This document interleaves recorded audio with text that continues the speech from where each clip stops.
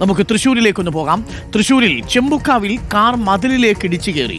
കാറിന്റെ മുൻഭാഗം പൂർണ്ണമായും തകർന്നു. ആർക്കും പരിക്കില്ല. രാത്രി 12 മണിയോടെയാണ് അപകടമുണ്ടായത്. ജെയ്സൺ ചാമോളപ്പിൽ തയ്യാറാക്കിയ റിപ്പോർട്ടൊന്ന് കാണാം. രാത്രി 12 മണിയോടെയാണ് അപകടം. തൃശ്ശൂർ നഗരത്തിൽ തന്നെ ചെമ്പുക്കാവിലാണ് കാറ് നിയന്ത്രണം വിട്ട് മതിലേക്ക് ഇടിച്ചു കയറുന്ന സാഹചര്യം ഉണ്ടായത്. പക്ഷെ ആർക്കും പരിക്കില്ല. എന്തായിരുന്നു സംഭവിച്ചത്? ഇത് ഭയങ്കര ഇറക്കാണ്. ഇത് ഭയങ്കര അപകടം പിടിച്ചൊരു റോഡാണ്. കാരണം പെട്ടെന്നാണ് ആൾക്കാർ ശ്രദ്ധിക്കില്ല. അങ്ങനെ ഉണ്ടായ അപകടമെന്ന് അറിയാൻ കഴിഞ്ഞ്. ഇതിപ്പോ ഇവിടെ പതിവാണ് ഈ അപകടം? അങ്ങനെ ഒന്ന് 2 ദിവസം മുമ്പ് വേറൊരു അപകടം ഉണ്ടായിരുന്നു പറയുന്നുണ്ടായിരുന്നു. ആർക്കെങ്കിലും കാര്യമായിട്ടുള്ള പരിക്കില്ല.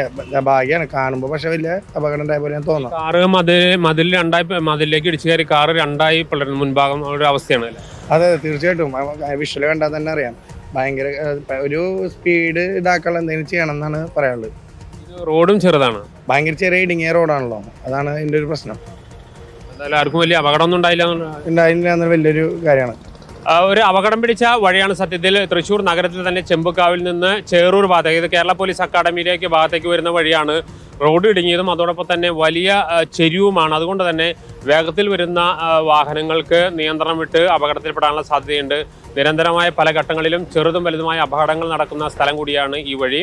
അതുകൊണ്ട് തന്നെ എത്രയും പെട്ടെന്ന് ഇവിടെ അതിനൊരു ശാശ്വത പരിഹാരം വേണമെന്ന് തന്നെയാണ് നാട്ടുകാരുടെ ആവശ്യം. Reporter Jaison, reporter Thrissur. Okay.